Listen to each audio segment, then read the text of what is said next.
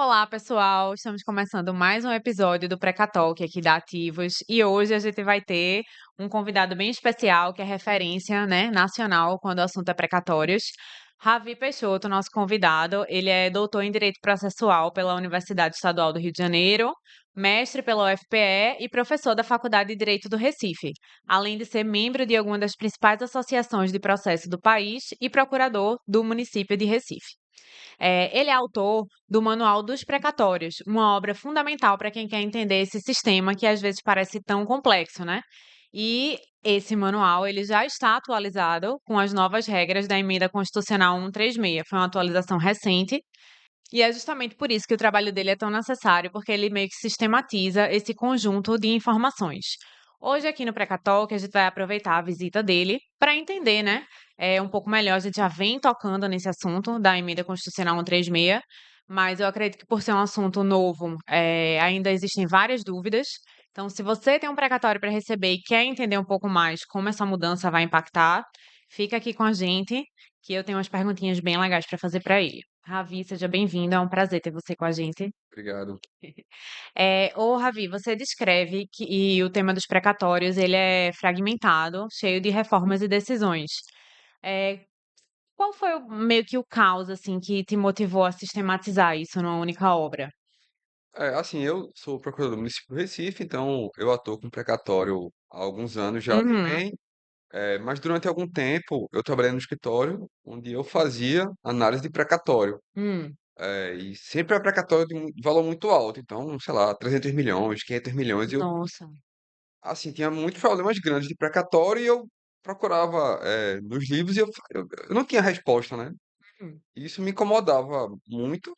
Porque, enfim, eu já gosto de escrever e era uma área que eu ficava, pô, não tem resposta, não acho lugar nenhum como resolver esse problema, e ia tentando resolver, ia pesquisando, achando um artigo ali, um julgado ali, e eu fiquei, não, eu acho que tem um buraco, né, no uhum. espaço da biografia do direito processual. É um tema que eu trabalho no meu dia a dia, seja na advocacia, seja como procurador. Eu acho que seria uma boa eu sistematizar, né? E o livro ele já está na quarta edição porque o precatório ele é um problema, ele é insolúvel. Uhum. São Fecundou. atualizações constantes, né, também nesse mercado. Porque vive, assim, existe uma briga eterna entre os credores e o poder público, porque, obviamente, o credor ele quer receber, mas o poder público, quando entra um prefeito novo, um governador novo, ele vai e olha, faz, rapaz, tem um monstro que está me engolindo, Uhum, né, na emenda anterior, né, a última reforma. Eu lembro um exemplo, não sei exatamente os números, mas eu sei que o estado da Bahia, ele já estava, digamos, pagando, vou chutar aqui, 6% eh, da, da dívida da total. dívida dele por ano, né? Uhum, Isso estava consumindo o dinheiro do ente público. Quando veio a emenda nova, caiu pela metade. uhum, Né? Não estou nem dizendo que isso é bom para ele, isso é péssimo para o credor, porque, obviamente, se com 6% ele já não estava pagando bem, que dirá com 3%, né? uhum. Então, é um tema que eu não tenho nem paz, né? Quando eu termino de atualizar o livro, já tem que atualizar de novo, porque já mudaram alguma coisa nova, já o STF lá, já jogou alguma coisa inconstitucional de novo. Uhum. Então, é um tema que eu não achava que eu ia ter tanto trabalho de ficar atualizando o livro, às vezes, esse ano, 2 vezes no ano, né? Porque Nossa. eu atualizei e veio a emenda, eu tive que mudar tudo de novo, né? Uhum. Então, o que me motivou foi ver que o negócio era muito caótico e eu queria. Eu gosto, uma das coisas que eu gosto de fazer é tentar organizar assuntos, né? Hum. Como eu também sou professor, eu quero que as pessoas entendam, e Sim, obviamente precatório é algo que, assim, faz parte da vida de muita gente, é né? verdade. E eu disse, não, eu vou tentar sistematizar, e aí todo ano eu tenho que mudar quase tudo de novo, né? Excelente. Olha, pouco se fala sobre a Resolução 303/2019, embora ela organize grande parte do funcionamento dos precatórios. Na prática, por que ela é tão decisiva? O problema do precatório é que, no fim das contas, ele tem a regulamentação constitucional, só que ela resolve não tudo, né? Fora o fato de que não tem só lá na Constituição, né? Você tem o ADCT, que é a parte de dispositivo da Constituição, é uma parte transitória, mas que tem muita coisa que a gente vai colocando lá, mas que não é transitória, né? É meio perene, né? Uhum, Então, precatória você vai olhar, tem na Constituição, aí tem também no ADCT, Aí você vai olhar quando teve aquela emenda, na época do governo Bolsonaro, teve partes da alteração da Constituição que ficaram na emenda. Então, se eu for procurar no texto da Constituição, não tá, né? Por Uhum. exemplo, vocês devem saber que antes era a Selic, né, que atualizava o Sim, precatório. sim. Aí você dizia, onde é que tá isso? Aí você procurava no artigo 100, tá não. Lá no ADCT, não, tá não. Tá onde? Tá no texto da emenda constitucional. Em outro lugar, né? Se eu procurasse nos lugares óbvios, não ia estar, tava lá embaixo.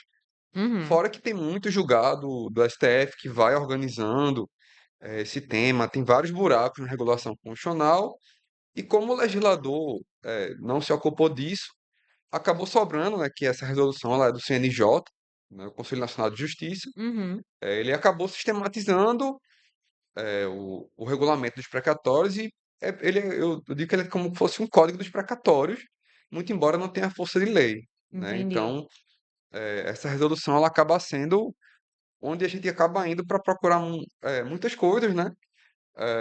Que estão por decisões judiciais de 5, 10 anos atrás, e tudo está meio disperso, né?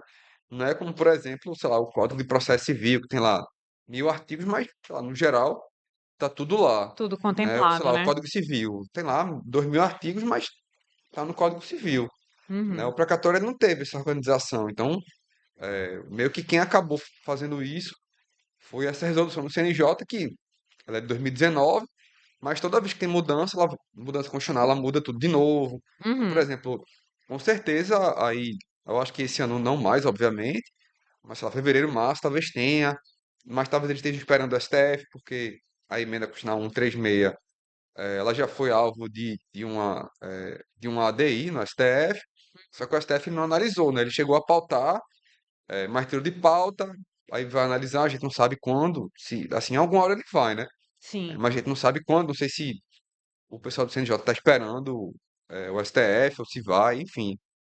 Ainda tem muita Muito. incerteza. É, com certeza. A emenda constitucional 136, ela surgiu num ambiente que já regulado, né, por decisões e pela resolução 303. Você acha que ela, no momento em que ela está agora, que ela trouxe mais soluções ou complicações? Depende para quem a gente está olhando. Se a gente olhar para o Uhum, credor, ele piorou a situação de todos os credores, né, de todos eles. uhum, Porque se a União continuou regida por um prazo, né, aqui, se eu escrever até fevereiro agora, né, que já mudou de novo o prazo final, eu tenho que receber até o fim do ano que vem. Mas antigamente era Selic, não é mais Selic, é uma taxa IPCA mais muito 2%. ruim, né? Que assim é obviamente inconstitucional, sabendo do histórico do STF, mas a gente não sabe até quando vai ficar, como é que eles vão resolver isso. Uhum, Mas eu digo, se eu tinha, sei lá, R$ 1 milhão, aquilo ia crescer, agora com a Selic a 15, ia crescer 15% em um ano, uhum, né? Agora com o IPCA está em 4, 5%, mais 2%. 7%, né? Então É. fica muito ruim para o credor. Para Uhum, o poder público, assim, eu falo mesmo enquanto procurador, né? Ficou muito melhor. Muito embora, assim, eu falo enquanto procurador de Recife, para a gente não muda nada, porque Recife sempre pagou em dia e vai continuar pagando em dia. uhum, Né? Fazendo cálculos atuariais bem básicos em Recife, pela emenda constitucional nova, a gente teria que destinar até 1% da receita corrente líquida por ano, que daria 80 milhões. Mas a média de precatórios do ano passado que eu fui olhar foi, sei lá, 30 milhões. Então, uhum, Recife está tranquilo, a gente continua pagando em dia, não vai mudar nada, né? Mas para aqueles entes, porque a emenda anterior, ela tinha um prazo limite, salvo engano, era até 2029, que tem que quitar todos os precatórios. Então, todo ano, o ente público ele tem que mostrar ao TJ, olha, esse aqui é meu plano, e de acordo com esse plano, eu vou pagar até 2029. uhum, E tinham vários meios de eu dizer como é que está essa dívida, além de dizer o dinheiro que eu ia botar todo mês, né? uhum, Mas como eu tinha essa obrigação de quitar até 2029, os valores eram altos. Enfim, usei o exemplo da Bahia, que eu posso estar errado, mas era, digamos, 6% da receita corrente líquida que ele destinava anualmente. Na hora que veio a emenda, ele caiu para 3%, né? uhum. Então, A gente tem, como a gente atua no Brasil todo, né? A gente tem conhecimento de municípios e estados que estão com atrasos, assim, enormes, né? é, Então, o cedente que está esperando, nesse prazo, ele ainda vai demorar um pouco para receber. Você precisou revisar partes importantes do seu livro, né, por causa dessa emenda constitucional. Qual foi o ponto da emenda que mais impactou sua interpretação sobre o sistema de precatório? Veja, pré-emenda você tinha meio que dois regimes. Você tinha o regime de quem paga em dia, União ou qualquer ente subnacional que pagasse em dia, e você era obrigado a pagar em dia até o fim dos tempos, porque só podia estar no outro regime quem tivesse devendo até Tu está 2015, se né? referindo ao regime geral ou regime Não, especial, né? regime geral especial. O regime normal, de União, sei lá, eu falo, eu sei de Recife, né? Eu sei de Alagoas e que ele era do regime especial, foi para o normal. Você tinha um regime especial, que era um regime que você tinha que quitar tudo até 2029. Tinha várias formas de você quitar os precatórios. Você botava um pedaço da receita corrente líquida. Tinha várias mudanças no regime, então tinha algo que não era RPV, era algo parecido com RPV, mas você tem que pagar logo. Enfim, tinha uma outra organização diferente de quem paga em dia. Quando veio a emenda nova, ela simplesmente disse: olha, agora tem dois regimes. Um é da União, ela tem que continuar pagando em dia. O outro é o regime de todo mundo. Todo mundo que sobra, ninguém tem mais prazo, Uhum. né? Porque quando eu digo ter prazo, significa, e eu continuo, posso usar o exemplo da União, se a União não quitar os precatórios dela até 31 de dezembro de 2025, no dia 1 de janeiro eu posso pedir o sequestro. O sequestro significa dizer, União, me dê o dinheiro. Uhum. Não deu dinheiro, você vai em alguma conta da União, pega o dinheiro e quita o seu crédito, né? É, Agora, isso continua existindo para a União, mas para todos os outros entes não, né? O que eu só sou obrigado a fazer uma coisa. Eu tenho que depositar, que agora não é exatamente uma tabela, né? Mas enfim, eu criei uma tabela, mas o sistema novo ele criou percentuais da receita corrente líquida que todo ente tem que destinar anualmente. No caso, você Então, falou da Bahia, né, que era 6%, agora possivelmente será 3%, então é, eles vão ter que, destinar esses 3%, né, anualmente. senão Então, eu não tenho decorado, mas não, digamos, sei, a eu gente usou sei que, números. digamos, eh, quem não tem dívida até 15% é 1% ao ano. Que eu Uhum. usei o exemplo de Recife, né, que seria 1% ao ano. A partir disso, se for de 15 a 25% de dívida consolidada em relação à receita corrente líquida, né? O cara está devendo muito dinheiro. Aí aumenta para 1,5%. Então você vai subindo, salvo engano, o teto, eu acho que é 5% da receita corrente líquida. Digamos, se o ente deve 85% Assim, é o fim do mundo, né? Esse Aham. ente, se ele fosse uma empresa, ele já estaria na falência, Falido, é. já ter sido, não existiria mais, né? Mas Uhum, como ente público não tem muito o que fazer. Ele está lá, tem o que fazer, né? Então vai aumentando essa é a única obrigação de um ente público hoje em dia em relação ao precatório. uhum, Então, no sistema anterior, isso não, né? Eu tinha que ter um plano, não existia um teto, e além disso existiam outros meios de eu pagar o precatório, né? Que alguns existem ainda, mas não fica muito claro mais de onde vai vir o dinheiro, que tinha essa liberdade maior no sistema anterior, poderia usar depósito judicial. Hoje em dia, pelo menos não tem nada na emenda constitucional que fale disso, né? Então, aparentemente, essa possibilidade ela foi excluída. Então, ela mudou muito, né? Digamos, eu deletei um capítulo do meu livro, porque eu tinha um capítulo que eu falava sobre o regime especial. Ele, assim, ele existe de outra forma, né? Ele virou sim, o novo regime não da União. O sim. regime que não é o da União virou um regime para todo mundo, né? Então, eu tive que refazer o livro nisso, ver todas as repercussões disso para todo o resto. Tive que revisar toda a parte de juros e correção, porque, e eu digo assim, desde a primeira edição já mudou umas 3 vezes, né? Sim, Porque antes, a primeira edição veio antes da emenda, eu acho que foi 103, eu acho que do governo Bolsonaro, que teve, acho que foi a 109, enfim, né? Teve algumas emendas na época de Bolsonaro que mudaram, colocou a Selic, porque antes era, no geral, era IPCA mais juros de poupança, mas enfim, mudou de novo, mudou na época de Bolsonaro, mudou de novo agora, né? Então tive que mudar tudo de novo, né? Enfim, é um muda-muda. muda grande. Deixa eu te perguntar, quais são os principais equívocos que os credores e operadores do direito ainda têm sobre as novas regras, na tua opinião? Assim, eu imagino que muita gente não sabe nem o que está acontecendo, né? Assim, não dá nem para dizer qual é o equívoco, mas eu imagino que muitos não nem saibam, talvez, a taxa de atualização, porque no regime anterior, se eu tenho algo atualizado pela Selic, se eu não tenho pressa de receber, eu posso ficar com aquele crédito. Uhum. Porque é um crédito, veja, uma hora você vai receber. Talvez seja o seu neto receba, Sim. né? Mas uma hora você vai receber, se está com Selic, se você receber Uhum. daqui a 10 anos, 15, se não, você não tem pressa, tá fácil.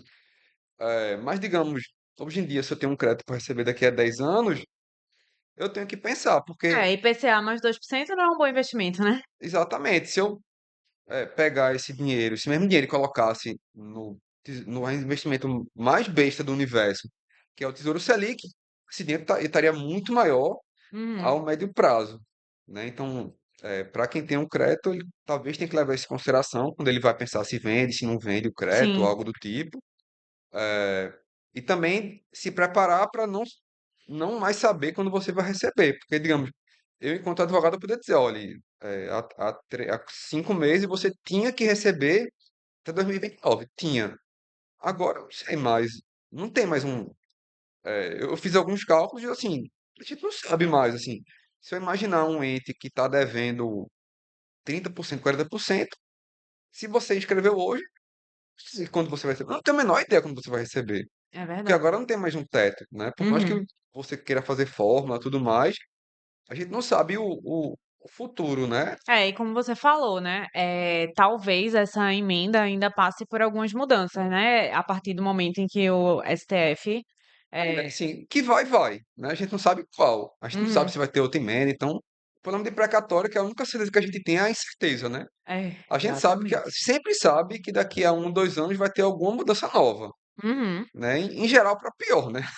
E esse Sim. é o maior argumento que a gente utiliza, né, quando os cedentes vêm para a gente, Uhum, exatamente isso aí, essa incerteza é que deixa eles mais desconfortáveis e é o Uhum. motivo maior para que eles antecipem agora, exatamente aham, porque não sabem o que vai acontecer e estão vendo que essas mudanças ocorrem com muita frequência. Você mesmo citou, no governo Bolsonaro teve mudança, agora teve novamente, já temos uma previsão incerta ainda em relação à data, mas sabemos que ainda vai haver mais mudanças, ou seja, o credor fica às cegas, Uhum. literalmente às cegas, sem saber quando, quanto e se vai haver alguma mudança ainda. Então, isso, na verdade, faz com que a gente traga o cedente para nós com mais convicção de que a melhor coisa que ele tem a fazer hoje é antecipar, exatamente pelo motivo que você está, Uhum. né, nos explicando aqui. Principalmente se a pessoa tem uma necessidade imediata daquele dinheiro, né, porque tem gente que, assim, não vai antecipar para fazer um investimento, né, Porque tem não gente que vai precisa, antecipar talvez, porque, isso. É, enfim, tá precisando daquele isso, montante para algo mais exatamente. imediato. E depois dessa emenda 136, você enxerga espaço para uma codificação formal dos precatórios ou acha que a resolução 303 vai seguir como o grande eixo organizador? é, espaço sempre teve, sempre vai ter, mas eu acho que não tem interesse, eu nunca ouvi falar, né, Uhum. de algum projeto de lei que tente organizar os precatórios, né? E assim, falando enquanto um professor de direito processual, a gente tem delegado muito poder ao CNJ. O CNJ hoje em dia, para quem é professor ou advogado, ele atua muito, ele se mete em muitas áreas que supostamente não seriam a dele, né? Uhum. E a gente se acostumou a isso. E como no geral tem funcionado, né, a resolução, já teve alguns questionamentos sobre a constitucionalidade de alguns dispositivos dela, porque na verdade a função dessa resolução não poderia ser inovar, né? Uhum. A função dela seria trazer o que está perdido pela Constituição e por textos constitucionais, textos legais, pegar decisões do STF, colocar e sistematizar, né? Uhum. Então, assim, eu acho que a médio prazo nada vai mudar, né? Em breve vai ter uma nova alteração, com certeza, dessa resolução, Uhum. para se adequar à nova emenda constitucional, porque ela ainda não mudou de novo, né? Uhum. Então, acho que não vai dar tempo mais esse ano. Certo. Então, para você, assim, qual seria o próximo grande debate jurídico que vai surgir possivelmente com o tema precatório? Eu acho que é isso que você falou, né? Que é a atualização dessa emenda. Na verdade, é saber o que é que você vai dizer sobre a emenda constitucional, porque em várias outras emendas o STF julgou inconstitucional, né? Uhum. Por exemplo, a última emenda de precatórios foi julgada inconstitucional. né, que foi a emenda do governo. Caso seja julgado inconstitucional, o que é que acontece? Eles têm que essa medida é anulada como um todo ou geralmente eles alteram? Sabe Deus o que vai acontecer, né? Porque ah, tudo vai depender do contexto, porque veja, provavelmente, né? Veja, essa emenda ela saiu, eu não lembro qual foi o dia que ela saiu, mas eu lembro que na outra semana já pautaram, e eu imaginei, rapaz, já vão julgar inconstitucional, né? Mas eu imagino que a pressão de prefeitos e governadores foi muito grande, né? Verdade. No caso da União não mudou nada para os credores, mas mudou muito para a União, porque ela criou um espaço fiscal para a União no contexto precatório, mas sim, em relação ao credor não mudou nada, né? Uhum. Mas em relação a prefeitos e governadores mudou muita coisa. Então eu imagino que a pressão de prefeitos e governadores é muito grande para não julgarem ou demorarem a julgar essa emenda constitucional, né? Assim, obviamente o grande debate, pelo menos dos próximos tempos, é o que é que vai ser feito com essa emenda, né? E isso pode se arrastar, assim, por um tempo. A gente nunca tem prazo, porque o STF ele não tem prazo para julgar o que Entendi. chega nele, né? Ele pode julgar amanhã, ele pode julgar daqui a um ano, pode julgar daqui a 2 anos, daqui a 3 anos, Uhum. né? Às vezes o STF demora alguns anos para julgar uma emenda constitucional, né? A última foi um pouco mais rápido, porque o próprio governo pressionou, Entendi. né? Era uma emenda que ela atrasava o pagamento dos precatórios do governo federal, mas quando veio a época do governo Lula, o próprio governo pressionou para julgar uma emenda inconstitucional. Então Uhum. ficou mais fácil para o STF, que era o governo dizendo, amigo, diga que isso que é inconstitucional é inconstitucional, por favor. E o STF faz, obrigado, amigo, você é um amigo, Aham. né? E aí o problema ficou mais fácil. Mas em geral não é isso que acontece, né? Pelo menos assim, o último regime, ele não foi julgado inconstitucional, né? Às vezes que o STF ele enfrentou, ele disse que nunca chegou a enfrentar o mérito, né, do regime especial anterior, mas no Sim. geral ele vinha aceitando as alterações. Eu acho que até porque ali você tem um prazo, Uhum. né? Porque algumas outras emendas constitucionais sobre precatórios não tinham prazo, né? Elas jogavam Sim. ao Deus dará. E aí quase tudo de pior que já teve em emendas constitucionais anteriores tem nessa, né? Por isso que eu acho que se o STF se mantiver na lógica que ele teve historicamente, Vai mudar essa alguma emenda coisa. ela é inconstitucional, né? Mas é difícil de saber o que é que o STF faria a partir disso, né? Do tipo, ele vai ressuscitar uma emenda anterior, ou ele Antiga, vai, alterar ou essa. esperar o Congresso decidir pautar uma nova, alguma coisa, porque, querendo ou não, é muito dinheiro envolvido, porque, querendo ou não, do ponto de vista de um prefeito e de um governador, ele tem um argumento, olha, essa dívida não é minha, não fui eu que criei essa dívida, e aí ele pode dizer, olha, se eu estava sendo obrigado a destinar 6% da receita para isso, agora eu estou 3%. 3% é muito dinheiro. Ele pode dizer, ó, eu estou construindo escola e hospital com esse dinheiro, né? Então, veja, é inegável que o argumento E econômico ele aí, outra aparece. dúvida que eu tenho é que enquanto não for julgado isso, assim, se o STF não Uhum. declarar isso inconstitucional ou se demorar a julgar, então continua valendo Continua até a como está. próxima ordem. Até que o STF ele diga alguma coisa, a emenda constitucional ela continua em vigor, né? Ela continua sendo aplicada. Veja, ela já está sendo aplicada, por Uhum, exemplo, né? uhum. Os entes já estão já teve até consulta no CNJ, briga no CNJ por isso, de que eles já estão usando, já estão aplicando a nova emenda, né? Entendi, Já, tipo, digamos, quem destinava 6% já está destinando 3%, né? Já entendi. diminuiu. Então você já deve ter mudado a atualização do crédito, por exemplo, né? Ele Uhum.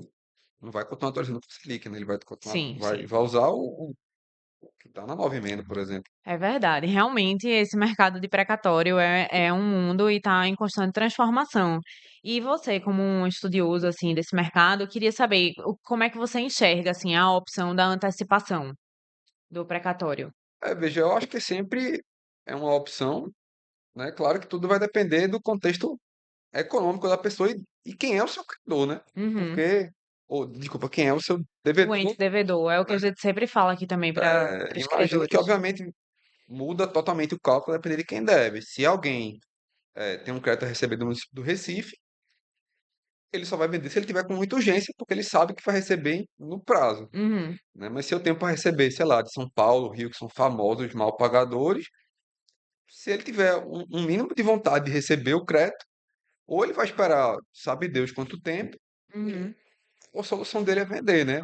Ainda tem um outro problema, porque no regime especial anterior, você podia vender o crédito para o poder público. Desculpa, ele podia dar um deságio para pagar o crédito. Uhum. E o limite era um deságio de 40%, né? Ele não existe mais. Pelo menos a nova emenda, ela não fala qual é O o limite de limite do deságio. deságio, né?